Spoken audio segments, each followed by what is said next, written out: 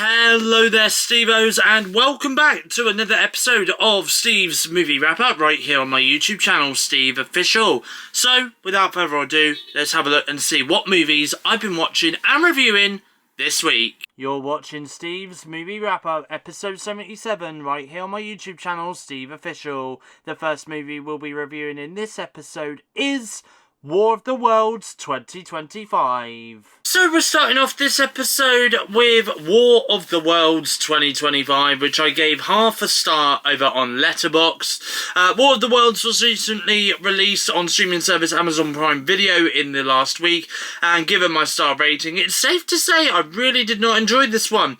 It's that bad that I didn't even know this movie existed. It's that bad that the trailer for this movie wasn't released until about a week before its release on streaming. It's that bad that it got a half a star rating from me. Now, normally when it comes to movies like this, where it's all recorded through a computer, think of movies like Searching, Missing, and Unfriended. I do enjoy them a lot, but this one really wasn't great. And also, from what I have heard recently, this film was recorded 5 years ago during the COVID pandemic as well. So I don't understand why this movie was left on the shelf for 5 years before its release, but either way, the movie was bad. Ice Cube stars in the movie, but even Ice Cube couldn't save this movie. It has a total running time of 1 hour 30 minutes, so it's an easy watch, but not a great watch. The VFX in this wasn't at all great. There was twists in here which felt rather forced, if I'm honest, and also the pacing in this movie was just all over the place. Is War of the Worlds worth watching? No, it isn't. Maybe watch the one that stars Tom Cruise instead, because that one is likely to be better to watch than this one is. Will I be rewatching and revisiting this movie again, given my star rating? And while I am glad I have sat down to watch this, but I definitely won't be going back to seeing this one again. And will I recommend this to anyone to watch? Sadly not, I'm afraid. War of the Worlds 2025 is now streaming on Amazon Prime Video worldwide. Jurassic World Rebirth. Next movie I've watched is Jurassic World Rebirth, which I gave 2 stars over on Letterboxd. Gareth Edwards directed Jurassic World Rebirth.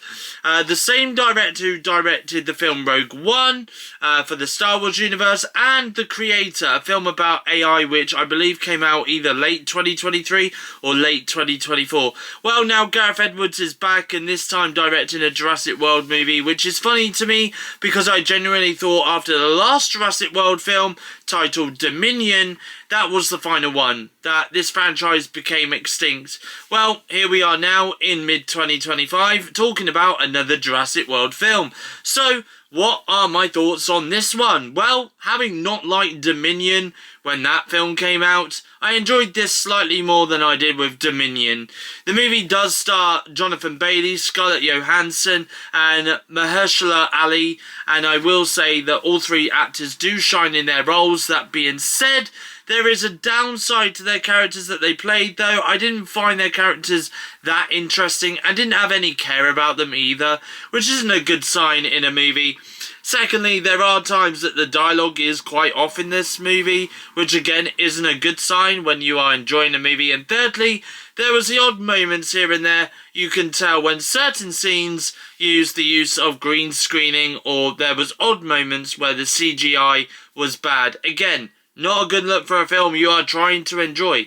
So, question is, why did I give this a 2-star rating? Well, mostly because it was better than the last entry in the franchise. Secondly, there was some good action sequences in here. The Jurassic World or Jurassic Park fans can enjoy. And thirdly, I like the designs of the dinosaurs that we do see in the film. However, it seems they are evolving from dinosaurs to some sort of mutation, which then makes the franchise more in line with the Monsterverse with Godzilla and King Kong, which I'm sure Jurassic Park / World fans don't want to see. The running time does clock in at 2 hours 13 minutes as well. There was the odd moment here and there where I did have to see how long was left until the end of the movie. There is a scene, however, that I will say did somewhat leave me on the edge of my seat, where the characters are on this boat and they have to get away from these sea monsters / sea dinosaurs, and there was some good sequences in that scene. But aside from this though, the movie does lack originality, which is a shame. It's Jurassic World Rebirth, a movie I can see me going back and rewatching and revisiting. I think I would sometime in the future. However, I wouldn't say I would be rushing back to rewatching it anytime soon though. Is this a movie I can see me recommending for people to watch? If you are a fan of Jurassic Park / World, then yeah, definitely give it a watch. Or if you like dinosaurs in general, then yeah, sure, give it a watch. And is this a movie I can see me buying and keeping on digital in the future? I think so, but again, I won't be rushing to buy it on digital anytime soon either. But Jurassic World Rebirth is now showing in UK cinemas. It is available on digital over in the US and will be available to buy and rent on digital in the UK on August 18th, 2025. The Bad Guys 2. So the next movie I've watched this week is The Bad Guys 2, which I gave 3 stars over on Letterboxd. The Bad Guys 2 is a sequel to The Bad Guys, which was released in cinemas a couple of years back, and I do remember watching the first movie and enjoying that one. Then there's been 1 or 2 short specials which have been released on the streaming service Netflix since the first movie debuted, and I remember watching them and enjoying them as well. So, what did I think about seeing these characters back on the big screen again? Well, I thought it was a rather fun, family-friendly movie. The charm was still there, some of the humour that we have seen from the first film was there, and also what I loved about the first film, and I think I even mentioned this when I first reviewed the original movie, was that there was different styles of animation, and the sequel was no different. It had that same animation style, some glimpses of 2D animation as well as 3D animation as well, which I loved and adored.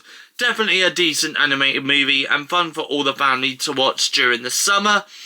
I would definitely recommend families to watch this movie for sure. It does come with a simple running time, clocking in at around 1 hour 32 minutes. The story is quite simple and easy to follow as well, and I do think this is a movie I can see me going back to and rewatching and revisiting again in the future. And given that I have The Bad Guys on digital to buy and keep, I can see me buying and keeping the sequel when it releases later this year on digital. But The Bad Guys 2 is now showing in cinemas and theatres worldwide. The Legend of Ochi. So the next movie I've watched this week is The Legend of Ochi, which I gave 2.5 stars over on Letterboxd. I am going to start off this review by saying, what the hell have I just watched? Like, was that a fever dream? Did I just sit in front of the big screen for 90 minutes just to dream up some random, crazy, diabolical story? Like, honestly, I'm not complaining because The Legend of Ochi is a really sweet, cute, and adorable story. In terms of dialogue, I would say that the movie probably has somewhere between 10 to 15 pages of dialogue. There isn't a lot of spoken dialogue in this movie, only in certain scenes of the film. That being said, I think the music scoring tells a lot of the story, and might I just add that the music in this is really nice as well, and rather relaxing at times. The movie does star Finn Wolfhard and William Dafoe as well, and I think, as always, William Dafoe does knock it out the park when he is in each scene of the film. The one thing I didn't like was at the end when Ochi was making all that screeching noises. Hearing that blast through the cinema speakers did hurt my ears a little, especially when you are sat under one.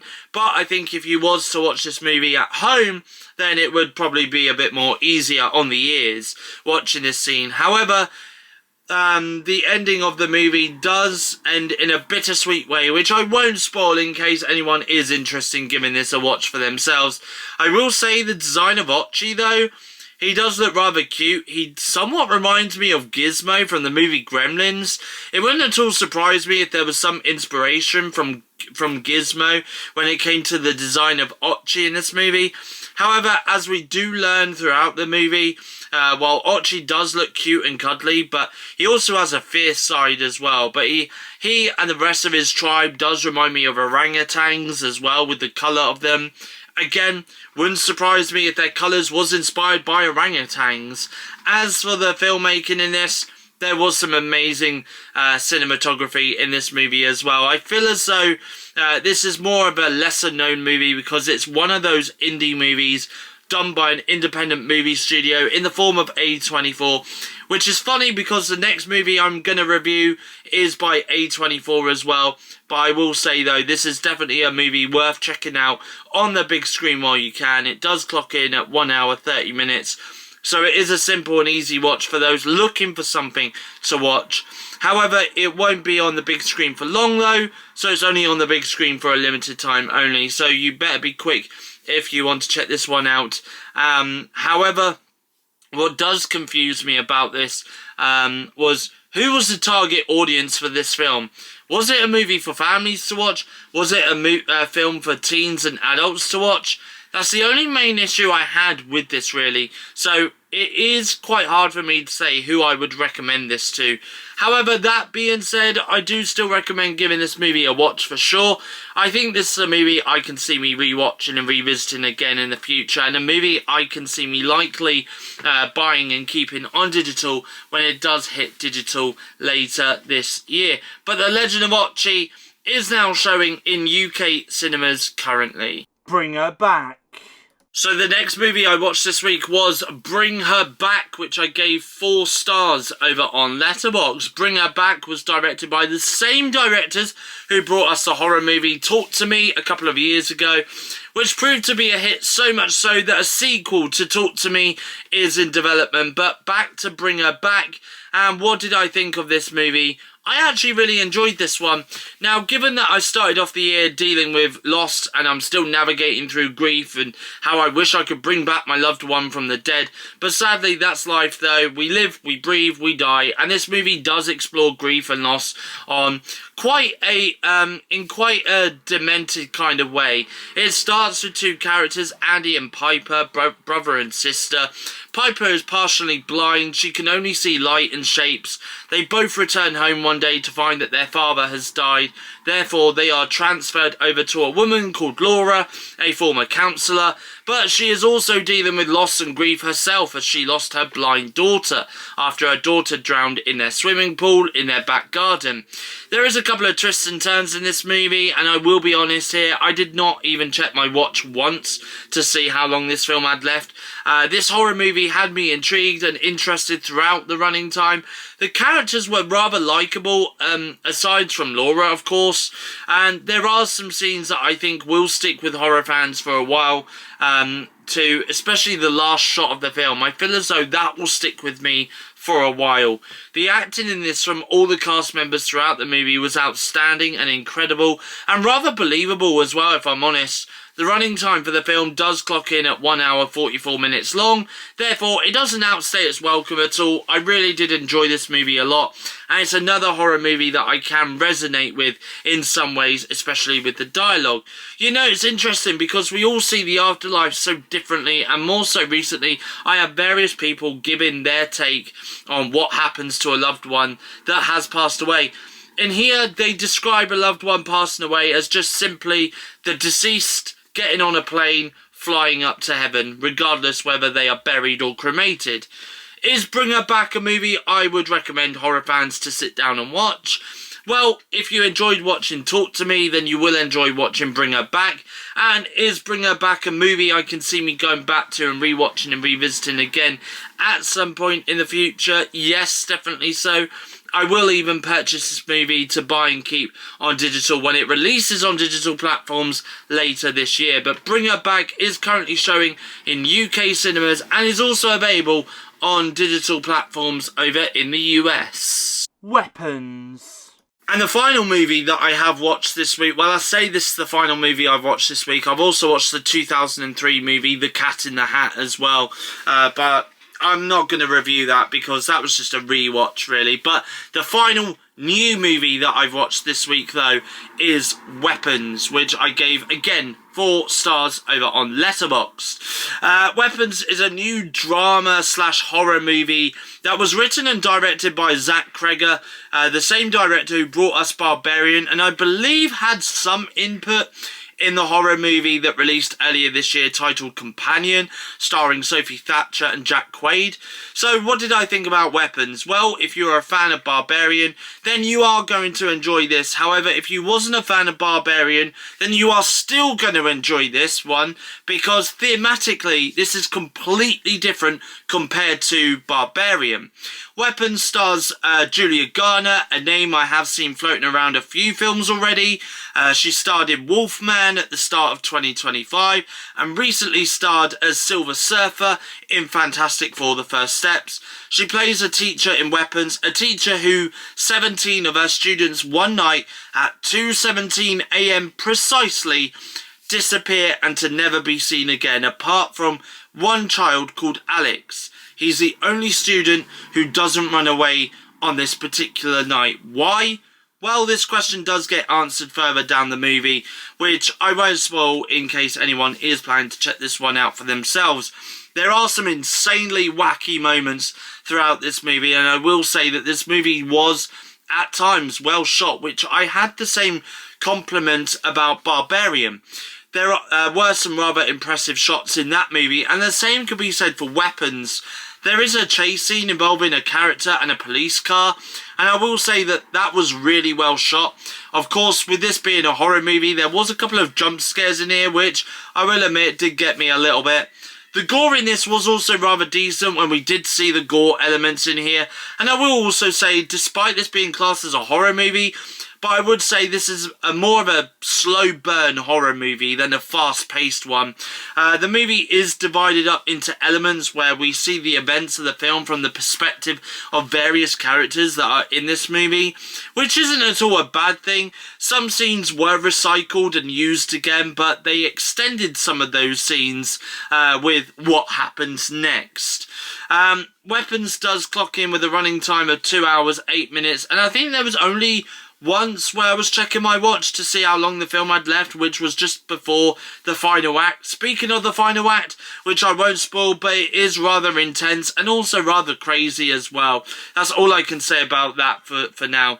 But is Weapons a movie I recommend to the other horror community members out there? Yes, definitely. It was a good movie, which I really did enjoy a lot. And I do think this is a movie I can see me revisiting and rewatching again in the future. This might be a movie I may also purchase on digital later this year when it releases on digital platforms here in the UK.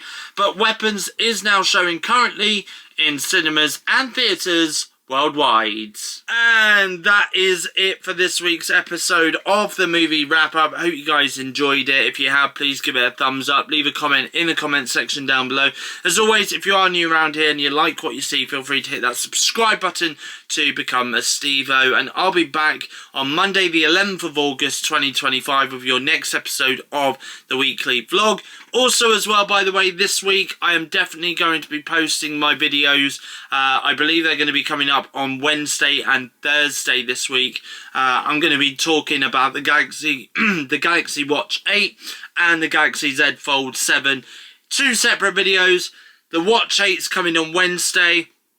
The Z Fold is coming on Thursday this week, okay? I will get them videos up for you guys on my YouTube channel, SteveOfficial. And then, of course, next Sunday will be your next episode of the movie wrap-up as well. But until then, though, it's goodbye. Thank you for watching, and I'll see you guys again in my next YouTube video.